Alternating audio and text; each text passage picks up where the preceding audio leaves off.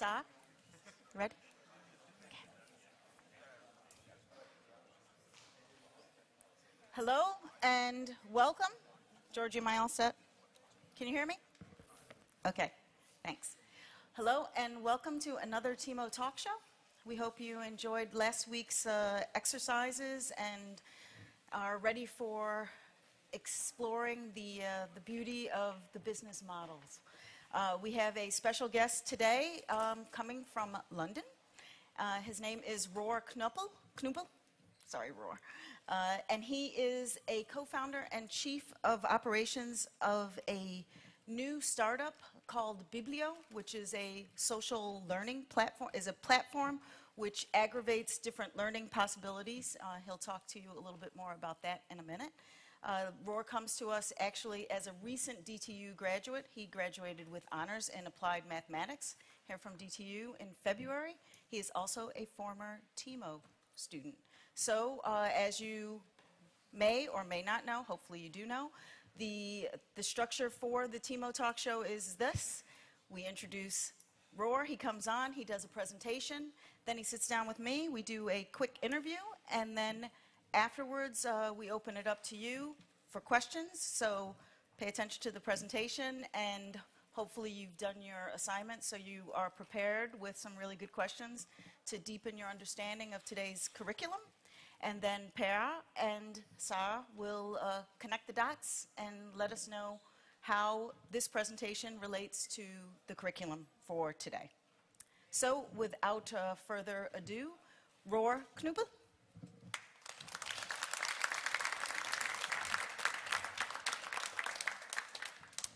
Thanks a lot. Sounds good? Great.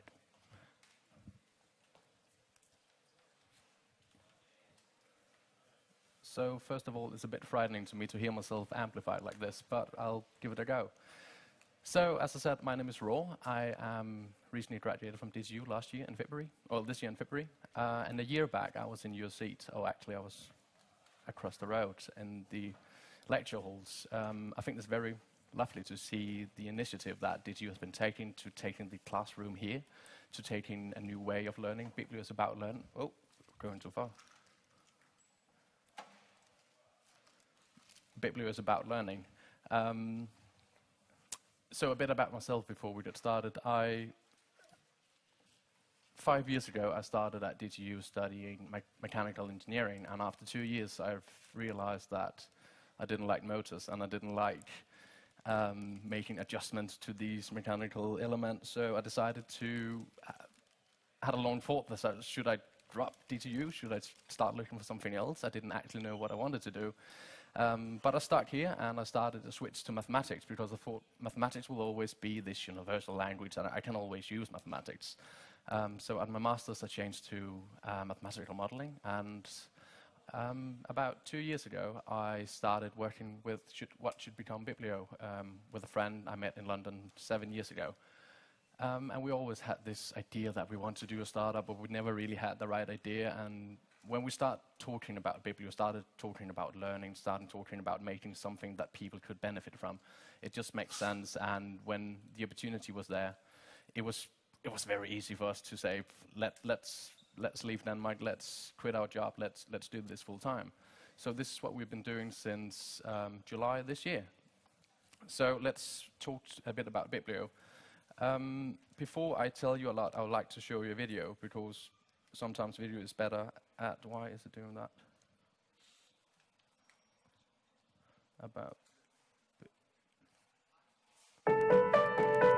Being taught is one thing. Learning something by yourself, another. One is an old way of thinking, the way we learn in school. But now we have the power to learn for ourselves, whenever and wherever. It usually means searching, bookmarking, multiple tabs, and getting a bit lost. So we decided to make it easier. This is Biblio, and it's going to change learning. Choose from the best videos, podcasts, books, and journals from all corners of the internet, wrapped up neatly in one place. Simply browse topics, watch, read, share, and learn from the finest minds for free. follow people, and start learning with others, because this is how knowledge was meant to be discovered. And it's only one click away. Start learning with Biblio today.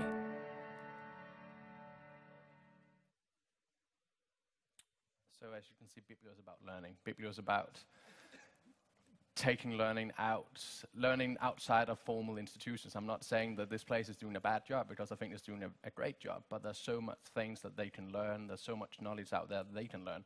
So it started out that we've realized there's so much great learning content on the internet, and it's scattered across and in big and small islands. So for example, these platforms as seen here, YouTube are massive, and they have millions of brilliant learning videos, but YouTube is also made for football highlights and is made for cat videos, so it's very difficult to find these learning.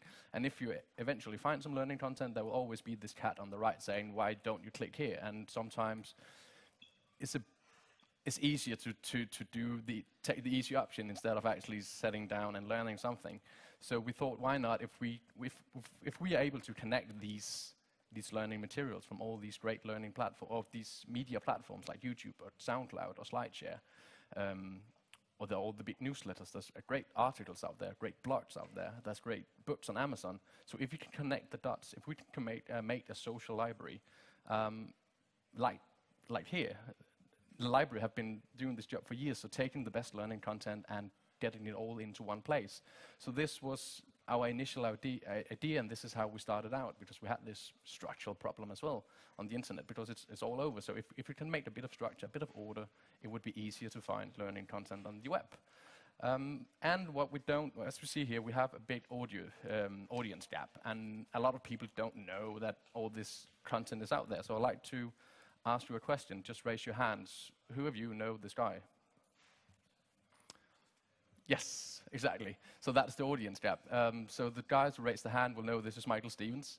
He's got a YouTube channel called Vsauce. Vsauce is the most subscribed learning channel on YouTube. So he got 7.7 million subscribers. All of them waiting for every fortnight he makes a new video, and it's about learning. It's about taking an interesting question. So who owns the moon? What happens if we found tons of gold, tons of oil on the moon? Who would actually own that? So it's knowledge that needs to be synthesized in your head. It needs to be considered, but it's definitely learning. It's definitely knowledge. And the funny thing is here that he's got more subscribers than all the big American universities combined. So why is that? Why is he so much better at getting audience and getting engagement from his audience? So I guess that he understands the internet. He understands audience. He understands how content on the web should be. And I think universities, so have you all heard about the MOOCs, these massive open online courses? And Coursera is I guess, the biggest platform for that. So it started out in the States, where they start filming lectures and taking that to the internet. Done a great job taking lectures from the classical environment to the internet. But filming a lecture of an hour is not a very engaging way of consuming content or consuming a video. So I guess what Michael Stevens has realized or knows is that 10, 15 minutes videos on YouTube is much better for that media.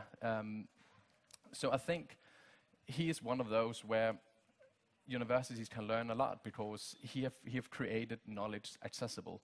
So if you just look back in the history of the internet, Google made information and knowledge available. It's very easy to find stuff on Google if you know what you're looking for. But if you don't really know what you're looking for, it's very difficult. It's very tricky to find content from Google, because what should I write? What should I search for? And I guess that's why Pinterest has been so successful, because they have made knowledge or exploring knowledge accessible. You can actually find that because they have made it an environment, a wireframe where you can click through and find stuff. But instead of learning how to make a cupcake, we thought, what about learning about learning, or learning about mathematics or physics or science, as a lot of you do here?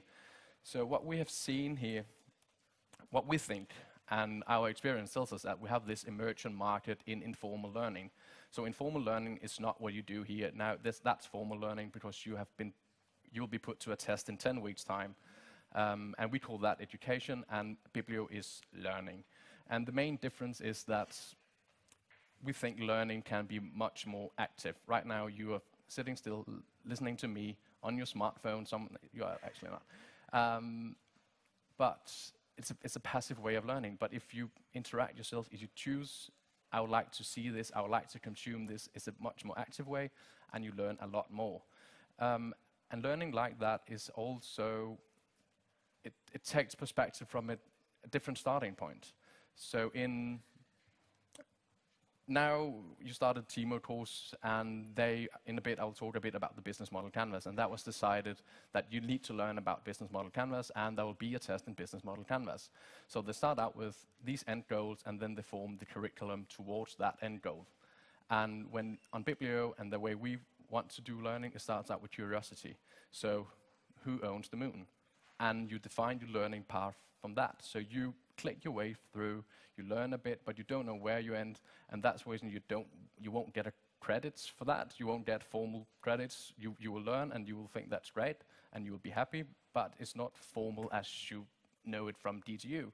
And we think, at least, it's just a much more inclusive way of learning. So what we see here is we have this market of people who are interested in casual learning. It's normally people who are perhaps past the educational age, or it's teachers or educators, because as we've seen here, Michael Stevens, as I told you about in a second, we asked 200 teachers in Newcastle earlier this year about who knows Michael Stevens, and none of them knew him.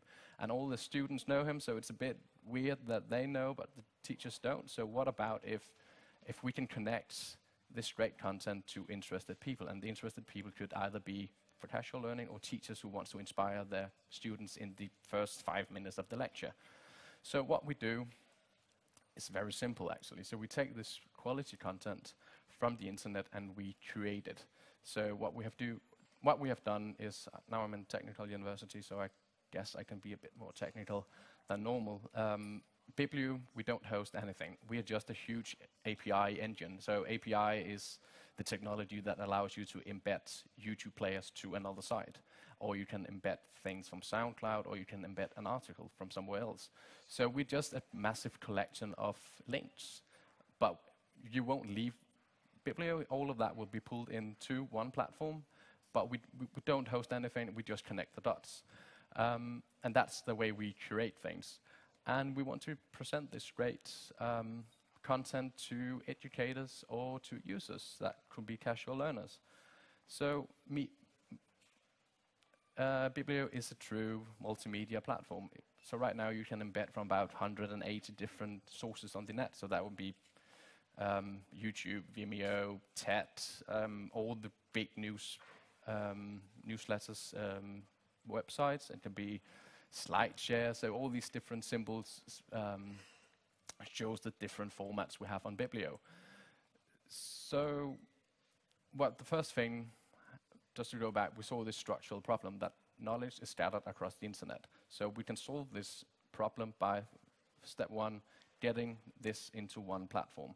By doing that, you have what we think is the best knowledge, and what we think is the most inspiring content that is out there, and first thing is, we call it just the bullshit filter. So we get rid of the cats from YouTube and get the best, and we get the best from other platforms as well into one platform. And the next thing is making, now we have all of it, but is that structure? We don't think so. So we have made a collection tool, or it's a way of making a playlist for learning, or a mini course, or whatever you want to call it. And I'm going to show you that in a bit. So now we get a bit more serious. Now we get things that I guess you have read about till today, which is the business model canvas. And I'd like to walk you through some of them. Sorry. So the value proposition would be the first thing and the easiest thing to start with. So what we want to do is we want to connect great content to interested users, whoever they might be. And that also defined our customers. So the customers will be teachers, perhaps, in the first iteration, so saying, let's target teachers in mathematics in secondary school, because they are all going through the same curriculum anyway, so it would be an easy target audience to start with. But it's not the customer in the traditional understanding, because we won't charge anything. I guess the Danish heritage of Biblio says that learning is free, and learning should remain free, and now, when all this learning content is free anyway, why should we charge? And we're not allowed to charge, at least. So the customers are users. And the way we relate to them is about pleasing our community, talking a lot to our community, say what do you need, what do you think about Biblio, how can we improve. So it's very much a user-driven platform like we have seen on Wikipedia. It's an open platform, as I'm going to show you in a second. The channels, how do we get our product to the users? Obviously, we've got our own platform. We've got all the social channels that is out there. So Twitter is great for that. Facebook is good. And then the key activities and key resources. So the key activities is our own platform that we can embed all of these different contents. And also that is open. Everyone, you can sign up right now or afterwards, and you can start uploading, or you can start making your own collections or your own playlist of learning that you can present to your friends. And that's one of our key activities. So our key activities is our users, it's ourselves, that we are able to do this right away. And for teachers, it's very easy because you don't need to wait for the school to get a license. You can just sign up and start right now. So what I want now, the tricky stuff starts, and I hope this will work. I'd like to show you Biblio. It did work. So this is when you arrive to Biblio, the first thing you'll see. So on the upper corner, you'll see the video that you have just seen. And if you scroll down here, you will see the most popular. It's an endless row, so I won't show you. It's the most popular videos from all over the internet that our users have uploaded. And you have a search bar, so you can go ahead and search for whatever's in your interests. You need to search in keywords, if anyone you want to try, so you can't, how do I solve this equation? Won't work. And we have our top users, and we have our top collections here. So our top users, if we go here, that's a mix of institutions, formal institutions. So the Open University is a massive English university, and we're going to explain that in a second. And we got individuals, as you can see me, or you can see Matt Solomon on the top row, which is the other co-founder. And you'll see YouTubers. So you'll see, let's see, Vsauce in the bottom, Michael Stevens, as I told you about. And I would like to show you SciShow. So SciShow is another YouTube channel, and is made by Hank Green. Hank Green's brother is called John Green, and they make a lot of YouTube content, and they're very, very good. So when you arrive to these channels, you will see all the content they have uploaded. And you will see, you can click here on their collection. So the collection, as I told you about, these playlists for learning. So I'd like to show you this one here. It's a weird name. All these letters stands for, I don't think it means what you think it means. So it's taking out science, pointing out science elements that people over the years have just misinterpreted, saying, I think that the centrifugal force is about that, which it's not, really. So when you arrive to these collections, what you're able to do as well, that you can write an overview text, the first thing you will see here, and on the right, you will see the different elements of this course. So this one comes from YouTube, so it's all YouTube videos, but if you wanted to add articles, you can add articles. If you wanted to add sound or book, you could do that as well. And it's open, so everyone can upload, and you can sign up right away. So this is, in short, what we do. And so far, it's going very well. We launched in Google Campus Google Campus in London, 2nd of July this year. And the last 30 days, we have 11,500 users, visits from almost 8,000 people, unique people. So they spent around 5.5 minutes in average, which means a video and a half, perhaps. So at least we are engaging the people, and for an early stage startup, it's very good. It means that what we have done so far means that our platform is engaging to people, and people want to click something. And at least for us now, we can see that X amount of minutes are spent on Biblio. And for us, it's great, because we know that people have been learning for all those minutes, which is fabulous. The bounce rate, I guess that's a technical term for a lot of you, and I didn't know it a year back, but bounce rate means how many people come to your platform and bounces straight away. So go to Biblio, say, nah, it's not for me, and leave. And 32% of people does that, and it sounds perhaps as a high figure, but the industry standard is 50, 60%. So it's very encouraging stats that we have at the moment, and it's still, the community is growing 10% a week. So at least so far, we're doing good, and we can start optimizing our platform and showing people and talking to people and doing all these user tests that we can perhaps make an even better product. So now I would like to go back to the business model canvas. So now we have talked about six elements of the canvas. And so how is all of this possible? Where do we find these partners? Where do we find all the content? So that leads us to the key partners. So the key partners is obviously the guy on YouTube who dedicate their life to make YouTube videos, or that is their job basically. And they earn a lot of money doing that if they're successful. And it's the big universities, or it's people that just like learning and like to contribute to this thing that we are doing, this project that we are doing. So in a second, I'll talk a bit about our key partners. The bottom structure, which is the revenue and cost structure. Doing a startup, you don't need to focus as much on that in the beginning. Eventually you will. And if we just continue like we're doing now, as I guess you know that the business model canvas needs to be balanced for a business to be successful. And right now, at least for Biblio, we are not balanced at all. So we don't earn any money and we spend a lot of money. So if we continue like that, we won't exist in a year. And I'm sure that it's not very interesting to me to talk about it, but I'm sure that you either here, there has going to be a lot of questions about why are you not earning any money. So instead of, I would like to talk about the interesting stuff, like our key partners. So the guy we are talking to is the guy from YouTube or formal institutions that owns all this content. So can we just go out on YouTube and take Michael Stevens' videos? Are we allowed to do that? And the answer would be, yeah, we can do that. It's free under the Creative Commons, so I can take it, and as long as I don't earn any money on it, it's fine. So I can't take his videos, make it in a neat little package, give it to you, say, now you owe me $10, because then I would owe Michael Stevens some money back. But if I just give it away for free, it's fine, because it's free on YouTube anyway.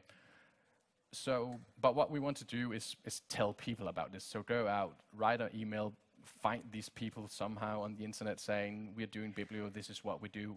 Is it all right with you if we take your content and promote it? And to be fair, it's a no-brainer for a lot of them saying, so what the guys are offering me is they're gonna make me a channel for free, and they're gonna upload all my content, and they're gonna promote me, they're gonna give me a lot more views on YouTube, which I earn money from, and I'm not doing anything. So yeah, why not? And it's a way for them to reactivate their entire back catalog. So obviously, all of a sudden, they can promote 2-year-old videos if they want to. So one of the examples from the formal world is Open University. So Open University is like VUC in Denmark. So it's a lot where people go if they want a degree after education, or if they need a course for the job, they go to Open University. So they have a lot of people, and what Open University have realized is that they have a lot of free content on the internet, but they have a lot on Audioboo, which is I didn't know that platform exists anyway. It's a sound hosting like SoundCloud, and they have a lot on YouTube. So what they thought about Biblio, about this multimedia platform, and all of a sudden they can have all the content in one place, and they can just send the users to Biblio, and they can consume all these content in courses or collections, which they think was great. So instead of their users needed to be super users, or at least just users in YouTube and Audioboo, they can just know one platform, and it's much easier for them to navigate. So what Andrew Law said, that Open University wants to be free, wants to be open, and joining Biblio was quite easy for them when they realized that we were there, saying, yeah, obviously you can take this and you can give it away free and reach more people to this content. On the other world, he's got one leg. Some of you might know him in the formal world, but so Tyler DeWitt is an MIT PhD graduate. He just graduated this year in biology, and he makes chemistry videos on YouTube. So we very much like his approach. So he thinks that science can be a bit constraining in many ways, because science is sort of like, no, this is correct, and you have to tell the correct way of science. And so one of my favorite stories is that he tells his high school students is that all bacteria got DNA. And if some of you are studying biology, you will know this is not true. 99% of bacteria got DNA and the remaining 1% got RNA. But to a high school student or to a 14-year-old student, it doesn't really matter. It doesn't matter that you don't need to confuse them at that stage. But if they're engaged in science and want to pursue a career in science, they will learn eventually. They will learn that how bacteria got DNA and RNA. So we very much like his approach and his way of making YouTube videos. So he's teaching students around the world in chemistry, in high school chemistry, which we think is great. So why should you use Biblio now? I think it's the only curation tool that for all formats, so for videos, sound, text, slides, and it's open, so it's free. You can join right away. You can upload or if you have some stuff that you have written somewhere on the internet, you can upload it to Biblio, so we can't host it, but if you have a link to somewhere, you can publish your own stuff, and you can tell the world what you are doing. And so we have researchers at Imperial College in London doing that, because getting in a journal is it takes a lot of time, and they have done the research anyway, and they would just like to tell the world about it, so why not? Why not just give it away and tell people what they're doing? And you will find a lot of content that you have never heard about and you have never seen before, and I'm sure there's something for you. And in 4 weeks' time, we will launch a plugin that would make it much easier for you to research, for example. So when you're doing your TEMO exam and you're browsing the internet and you're looking for stuff that you perhaps wanted to include in your report, instead of bookmarking all of it, and when you need to revisit it, you have 10 different tabs with all kinds of formats. We have this plugin, so you're just like, well, this is a great article. You press the Biblio plugin, we take the content, put it into Biblio, put it in a collection. So you can have your very own TEMO research collection. So when you need to look at all your links, it will be in one place, and you can just go through step by step. And a collection can be private and can be public. So it's not like it's just research and you don't need to tell anybody about it. It's fine, so you can just keep it private and nobody will find it. So what next? This is the last slide, by the way, so I'm done soon. So we're going to the summit. The summit is the biggest tech conference in Europe. And every year they open up for startups around Europe or the world, actually, around the world, saying, why don't you write us an application and tell us what you do? And this year there was about 4,000 people writing them, and luckily we were chosen to come to the summit and show what we are doing. So what they said was, this is an incredible early stage startup, and it's just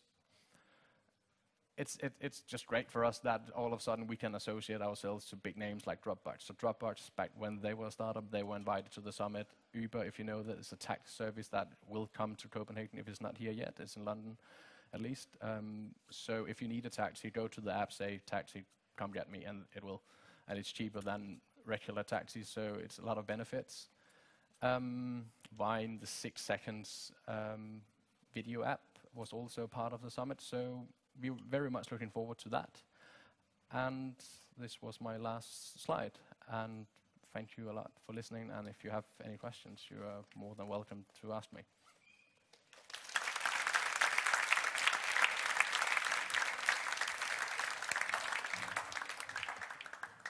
Okay, well, thank you. Exciting things on the horizon. We're going to connect this all to the business model canvas right now. In utilizing the business model canvas, what did you find most beneficial?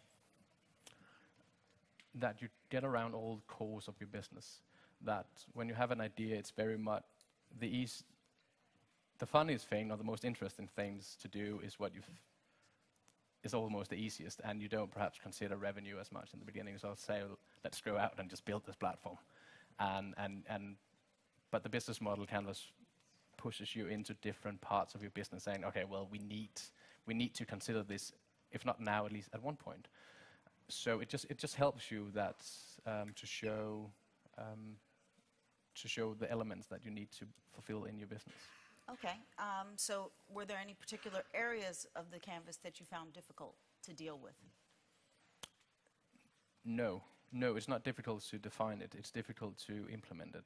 So it's very easy to say, we have an open platform, come and do this, come and make collections, or come and upload, come and consume, but reaching people, getting people to do that, making an open platform that's very much dependent on users, is difficult because there's so many options on the internet, and why should they go to Biblio? Why should they use us anyway?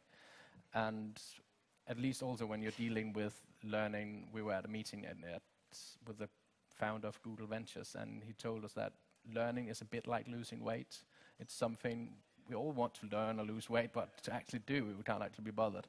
So Biblio is not like these Snapchat that I'll tell my friends this is great, you should do this, and we can start out right now, because it's a bit more heavy, it takes a bit more time, and you need to do it through all other channels as well. So you need to reach out to teachers on Twitter, for example, or to find these tech-savvy people that likes learning and likes what we do, and it takes a bit of time, but that's the most challenging part, at least, to where do you actually find people.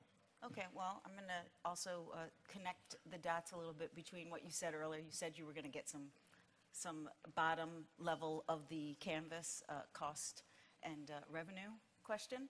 And so the question, you said you didn't find it very difficult to use the canvas, but it was difficult with the actual implementation of many of the things. It is pretty simple, and it is just to keep things top of mind. Mm-hmm. But, for example, why not? I mean,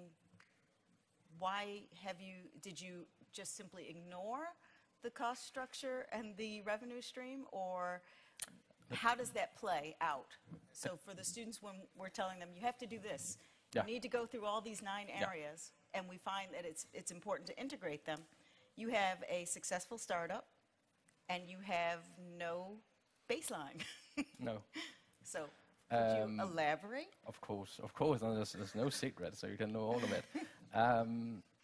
The cost structures are easy, because Biblio is almost free to run, because it's just links, it's just text that we host. And we don't host any pictures, it's just loaded from other places.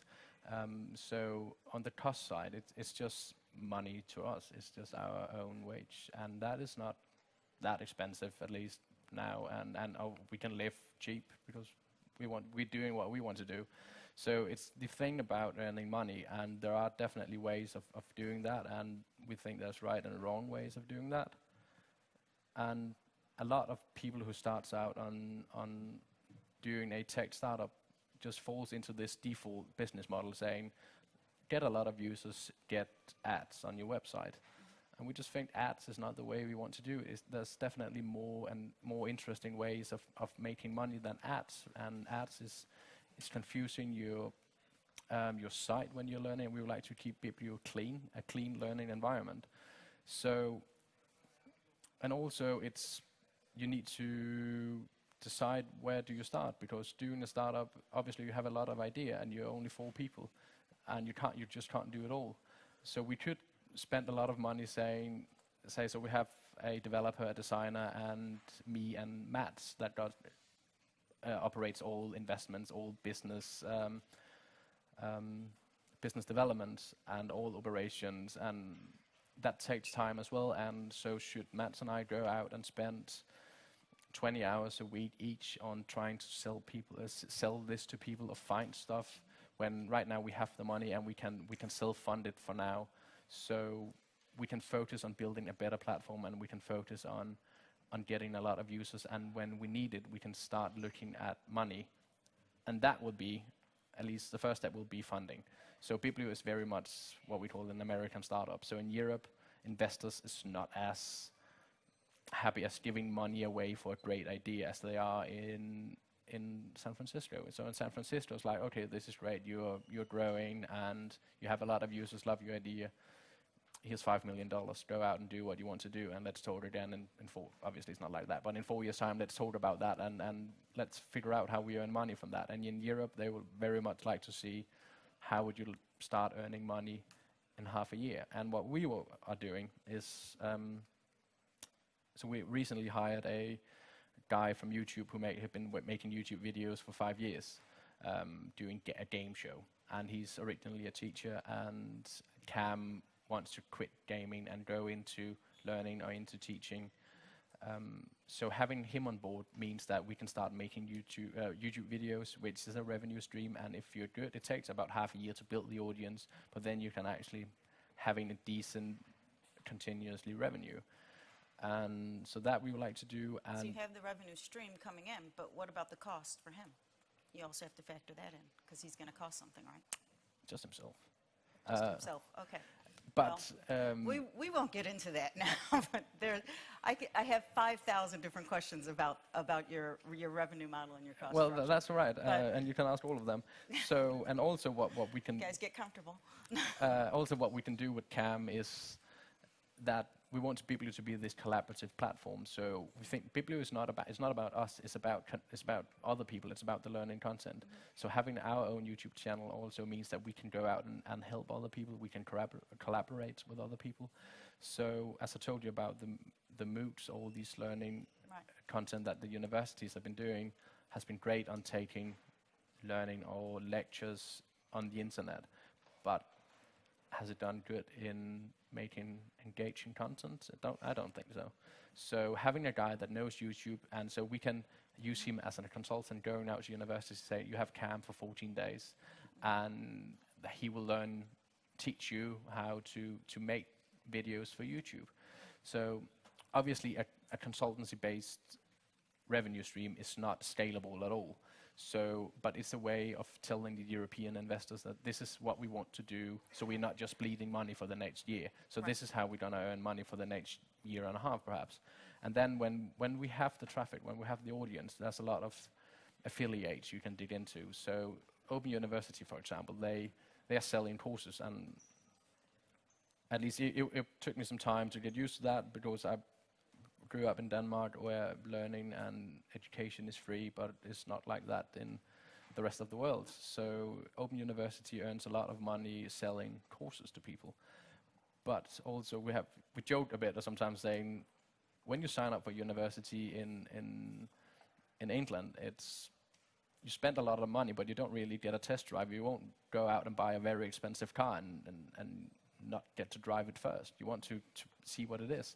So Open University offer a lot of these free material, free content that we can show to people. And if people decide, I actually like that, so we can have it linked on Biblio to Open University, to the sign-up page. And if they decide to sign up or buy this course, we will have a cashback of... So you're putting them into... I'm sorry, I'm cutting you off a little bit, because I just want to make sure that we're on topic. Yeah. And are you thinking about them in terms of, so the way I'm hearing it is Open University, the man from YouTube, they're really more key partners for you to help you with we started off with the revenue and the cost structure. Oh, yeah. So but they end up being key partners, essentially, if we're talking about the canvas. Yeah. Well, Open University will, and Cam will be part of Biblio, so he will be, it would basically be an activity, I guess, as well for us. But Open University, so that would be the affiliate. So the easy example would be you just need to sell a lot of books. But if you have a link to a book on Amazon and Biblio and you decide to buy it, it's very easy to see where that traffic comes from. And you spend 100 kroner and we get 10 of them back. And Amazon have sold the book that they wouldn't else have sold. And it was because of us. You just need to do that with Amazon. You need to sell a lot of books, but it's an easy example of the way you can affiliate with a lot of people. Right. Okay, so if you have any questions from over here, normally I have an air sketch set up so I can get the questions directly, but we're having a technical issue. Very fancy. So the questions are not coming up. So if we have questions, then I need them to be addressed directly from the TEMO education team. Sarah, you have a question? Okay. You want to switch mics? We'll check. I guess it's on now. There you go. Yeah. Well, one of them was actually about the potential revenue streams, and as I can hear now, you're talking about having both maybe income from a YouTube channel, maybe consultancy, maybe doing courses.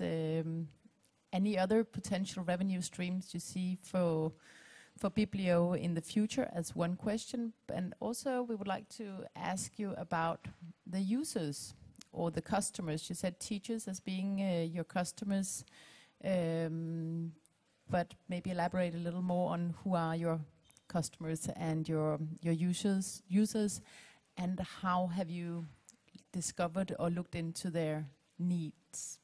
Have you had any systematic approach for learning about them? was a lot of questions. That's 2 questions at least. The revenue stream. The revenue is, I guess it's easiest to look at them in 2 different ways. So we have long-term and short-term. Doing consultancy is definitely short-term because it's not scalable, and so if we need to double our revenue, we need another man. But that's a way that we can make a living at least for the next time. And long-term would be affiliate, so where people are linking. So we have all the free content, and if you want to buy the premium, so that could be courses, that could be. So we have also a deal with a German startup that makes anatomy videos, and they have a premium package that people can buy, and so all this we can offer the free test drive of learning resources on the internet, and then link through to the premium. And if they decide to buy that, we can get a revenue back. And users. So one of the things that we've been doing right now is we just joined an incubator, and London Incubator is kind of an accelerator program where you get a mentor and they expose you to a lot of teachers, a lot of investors, which is great for us, but also the mentors has been pushing us into looking at, so who are your users or your customers actually? And you can't just say curious people, because it's very difficult to estimate how many curious people are there in the world.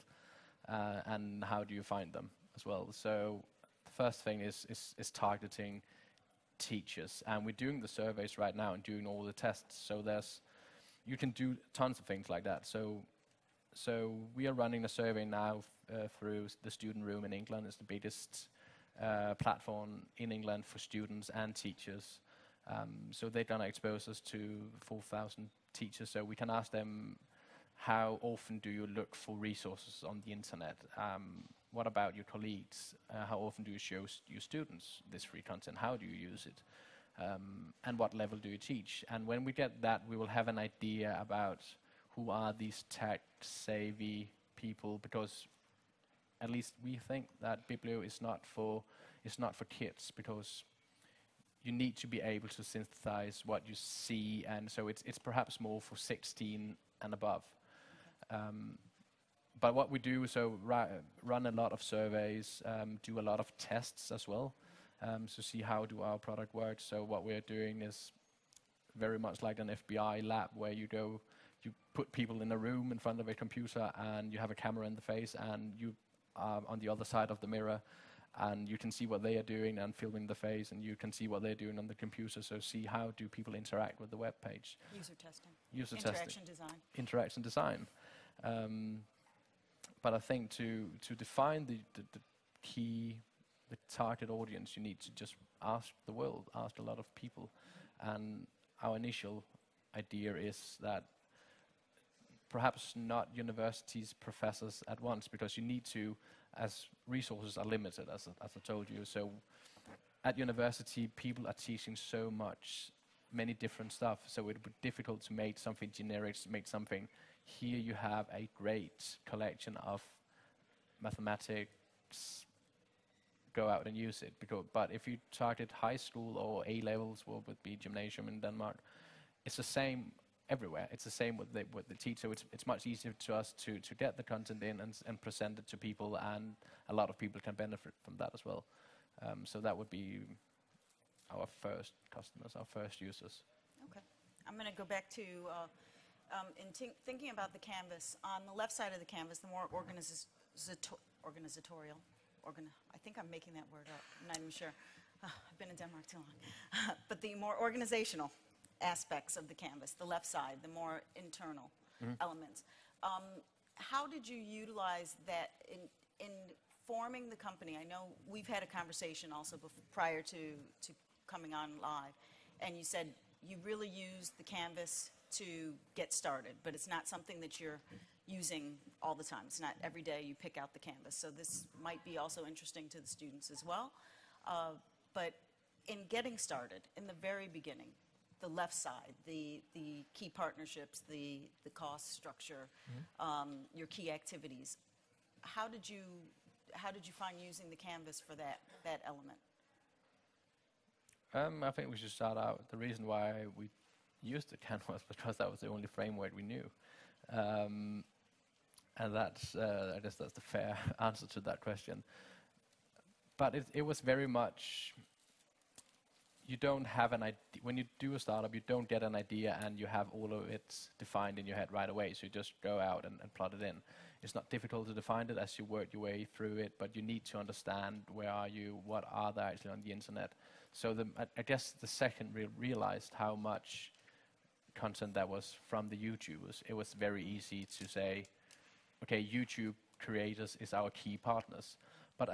And then we started talking to a lot of them, and now we have spoken to a lot of them, and now we start seeing, but what about museums? They have spent a fortune on creating content, but as now museums are seeing that, and universities will eventually, that spending a lot of money making videos and putting them on YouTube doesn't mean that you get 1 million views, because that's not how YouTube works. So you need to do something else, and you need to promote your stuff elsewhere. So when we realized how much learning content that was out there, so now we started looking at museums and institutions. I guess the key partnerships was very easy, and what was the key activities? What you needed to do? No, I might have misunderstood that that part of it, but I guess, correct me if I'm wrong, but the key activities we see is what can we do to offer our product to people? And the only way our product is making structure, so a lot of them is making a website that's easy to navigate, and making a website that's easy to understand, and it's easy to create what you want to create. And so far, obviously, we have spent a lot of time building the back catalog, because if you're a new user and you come to a platform saying, why should I benefit? Why should I use this? Why should I build something here? Because there's no users anyway, and there's nothing here. So we've spent a lot of time building the entire catalog as you see right now, and it takes a lot of time. So it's just something that you need to do. It's an activity you need to do. So just use a lot of evenings outside of work hours. Not that we have work hours, but use a lot of evenings to build collections, to build the website so it looks like there's a lot of people there. And now we have a lot of people coming on, and they start creating as well. So it's just to get the snowball rolling.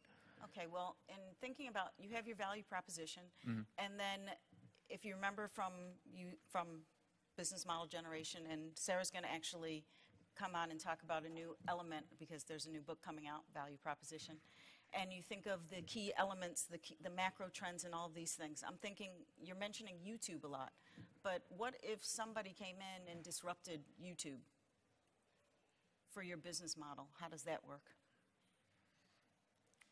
First of all, I don't think anybody will. And second well, of all, that's nice. And second of all, it's fine for us because we're not dependent on YouTube. Okay. So if people all of a sudden start going to this X provider of video, could be Vimeo just to start with, it's fine for us because we are generic in that way. You can embed the player from where you want to, so we're not dependent on YouTube, but that's just where people are right now. So was that intentional? When you set up your business model, was it intentional to be free from that kind of scenario, or are you just answering my question?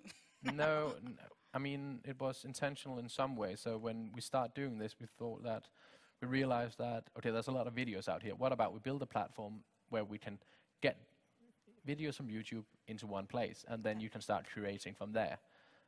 And when we start asking ourselves questions, but what about slides? People can learn from slides as well. It's like, okay, we need to do SlideShare as well.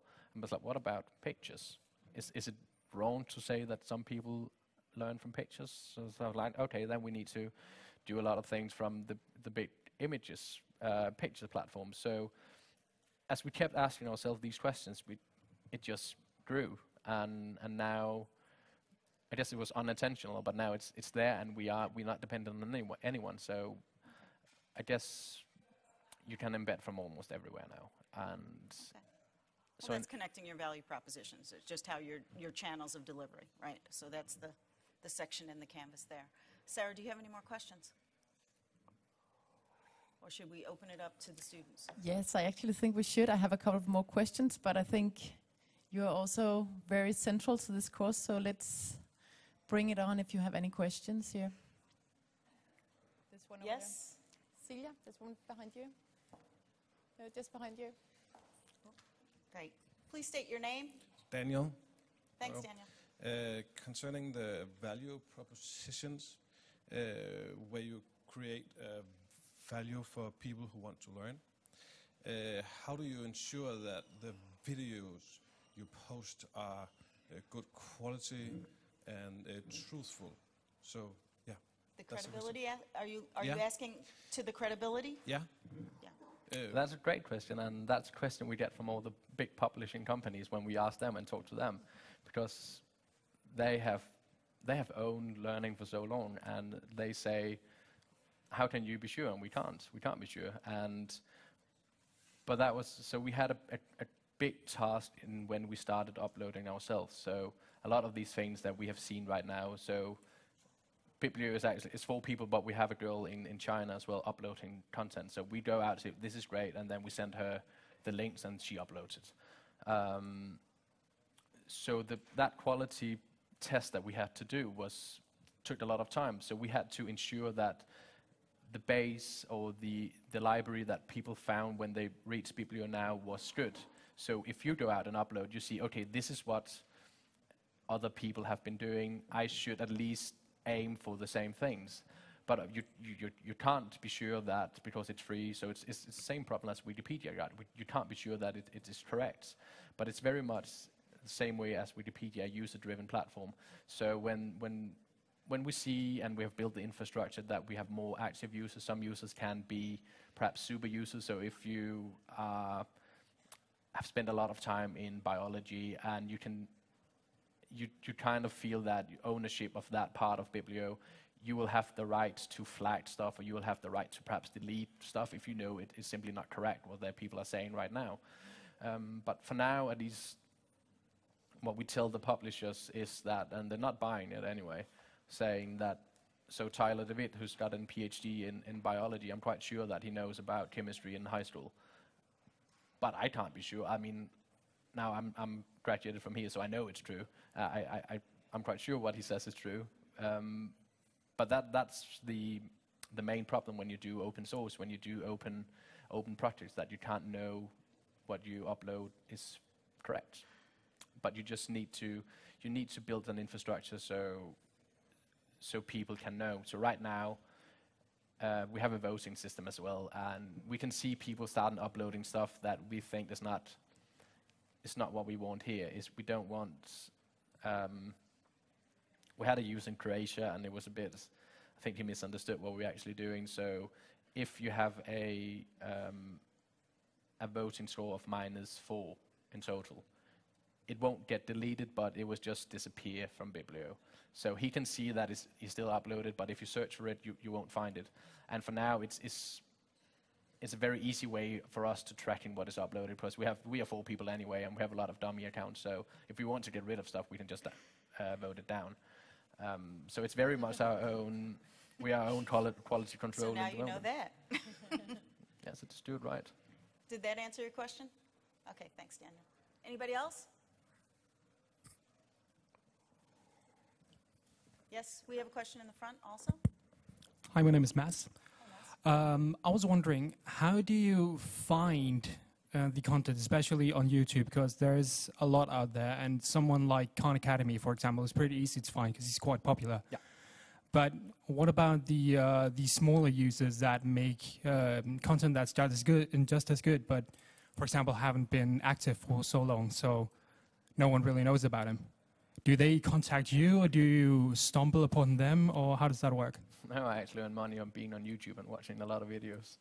No, it took a lot of time. So in the beginning, you're right. You go to YouTube and say, okay, what do we have here? Right, learning, education, see what you get.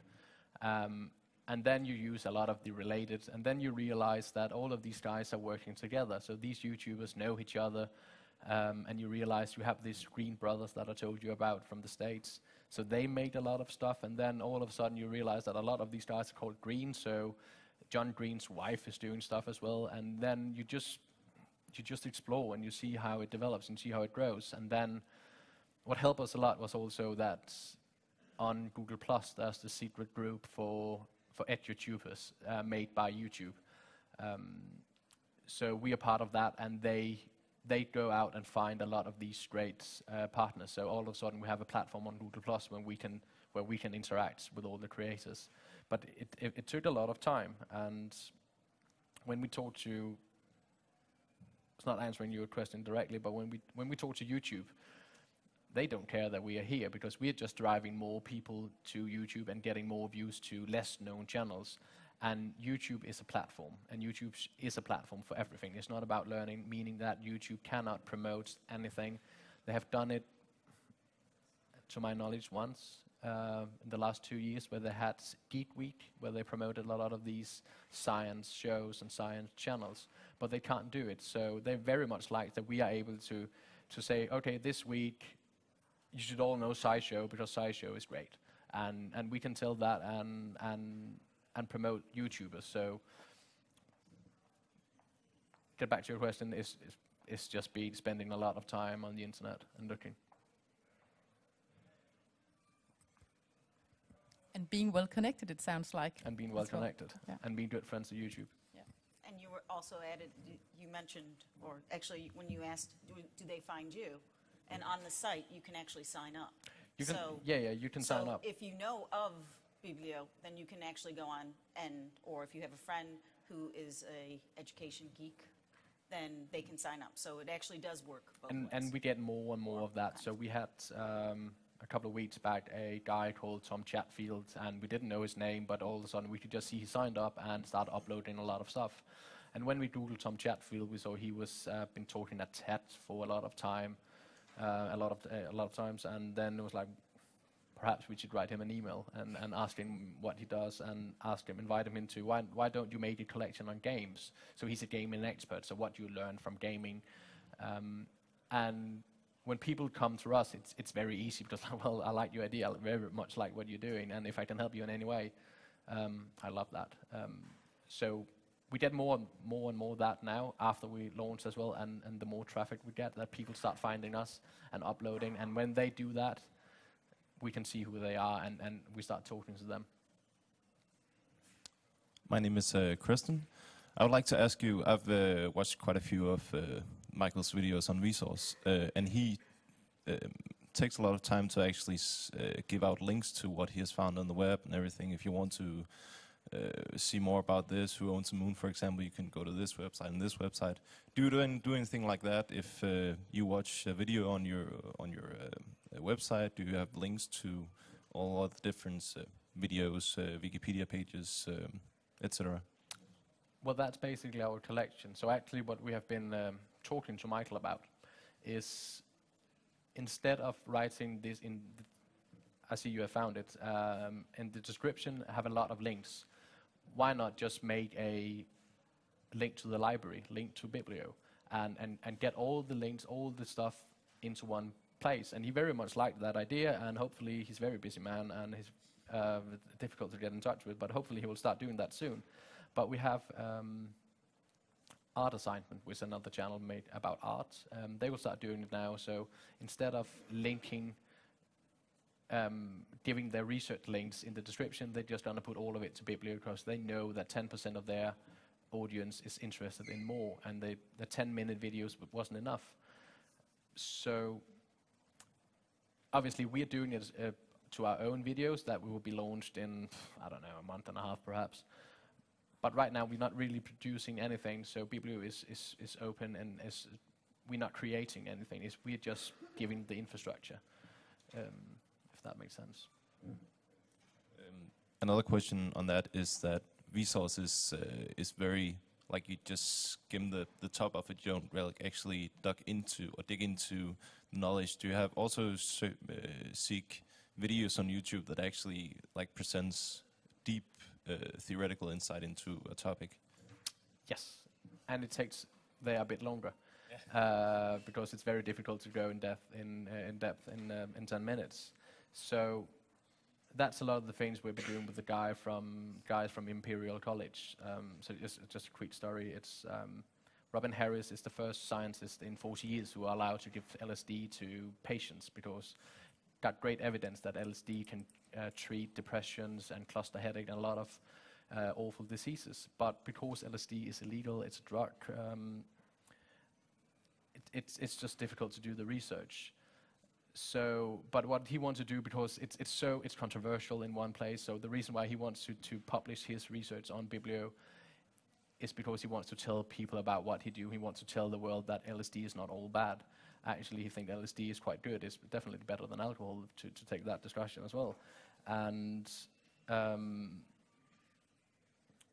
his videos they are lectures. So if you're interested in that, you can definitely see a lecture on a video player for 1 hour. And if you're interested in the subjects, it can be very engaging. So all the 10-minute videos, perhaps you should see that as teasers. And then we should have the entire value chain as well of the creation of that video. So if you're interested in more, you should find it as well.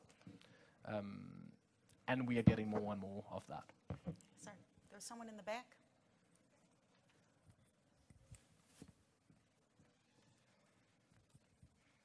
Hi.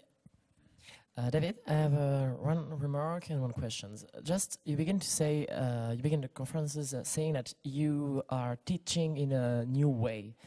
I disagree with that, because you're teaching knowledge like the school did 100 years ago. Now the schools teach skills, the things you don't do.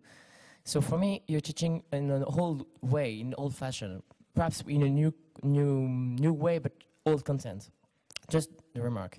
And the question is, you say that you will change the way of teaching for lots of people, but actually the people who are doing the efforts to looking for knowledge, they will just go on. You will be one sources more, but you will not replace the other one. And for the other people, they don't really care about. I don't know if I'm clear, but what I mean is, how do you change the way of teaching now? First of all, I don't think you should put as much into teaching, because teaching is a whole discipline itself. So I can't teach you anything. I can tell you what I know, and whether or not it sticks in your head is not up to me. So that's a whole discipline in itself. I think when we say that we're going to change teaching, or we're not saying, we're actually saying we're going to change learning. So we're not teaching, we are providing knowledge. And the second part of the question about finding resources, what was that?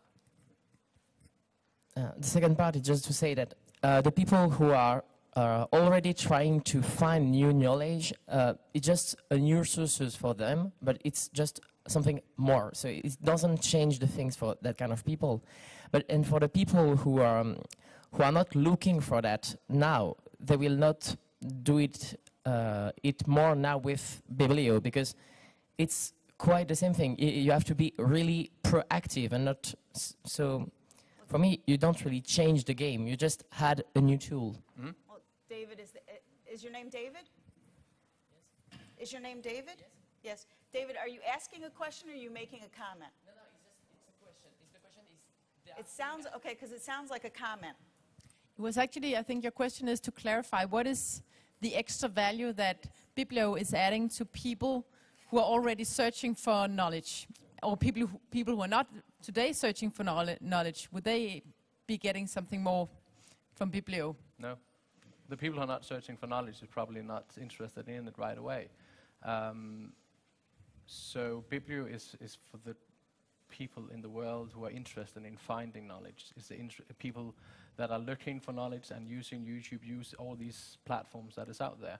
And Biblio should just be an easier way of finding it. Biblio should be a way of in one place finding an article from The Independent and a YouTube video about the same topic. So instead of browsing through a lot of web pages and knowing a lot of platforms, you can just know one platform. So we're not going to give, as I said earlier, and Biblio we can't force people to learn, and we don't want to force people to learn. So if you're not interested in that, they won't come to us, and that's all right. But we see that there's a lot of people out there that are interested in knowledge and are interested in learning. And right now, they are just different places. So if you start using Twitter a lot, you will find that there's a lot of teachers on Twitter. But what Twitter meant to teachers to exchange their knowledge, I don't think so. But if we can, instead of they just send links back and forth, what about if they could communicate on a learning platform? So it's just an extra tool, and an extra tool for the guys who are interested in finding more, and the guys who are not interested, they're probably not going to come. I mean, if you're not interested to see your friends' babies, you might not join Facebook. And I guess Facebook is all right with that. Yeah. So the added value is actually that you gather knowledge both from what is already known, maybe the bigger platforms, but also from some minor and maybe more unknown and or undiscovered to the big masses at least. Yes. Yeah. Let's say that, I mean, you're using the metaphor for a library, and it seems, I don't know how much you looked into the origins of libraries, but even at one point, libraries were a place for books, simply. But now we can see, sitting here, it's not that anymore. So have you just taken that model and put it online and said, we'll curate everything? You can go to different sources, and you could run around to all the different newspapers, and you could go to all the different bookstores and grab all the different books and all the periodicals and all the different things, or you could come here and get everything and watch videos or whatever. Yes. Is that essentially? Yes. Okay, David, are you happy now with the answer? It was your question. Thank you, Sara. So it's now 11:05, and One final question. It's an easy question. I'm just Your wondering, name? Amy. Thanks, Amy. I'm just wondering why you chose to relocate to London. What did it offer that Copenhagen didn't, or another European city? Oh, that was so. As I said, that I met Mats in London 7 years ago. So after high school in Denmark, I moved to London, and he stayed in London for 7 years. Got a British girlfriend, so I was much easier to move. So there's nothing that you can definitely do. Do people who are from Copenhagen. That being said, London is a bigger tech city, so you get exposed to more investors, you get exposed to more developers. So I guess in many ways it's easier in London, but you could do it everywhere. So our developers in Buenos Aires, for example, so you don't need to be the same place. Okay. All right. Well, then that's it from us here in the talk show element of the show. So thank you to Roar for an interesting conversation. Now we're going to take a break. 10 minutes. Can we do it shorter? 5 minutes break? Can you guys take a 5-minute break? You want to stretch your legs? Yes?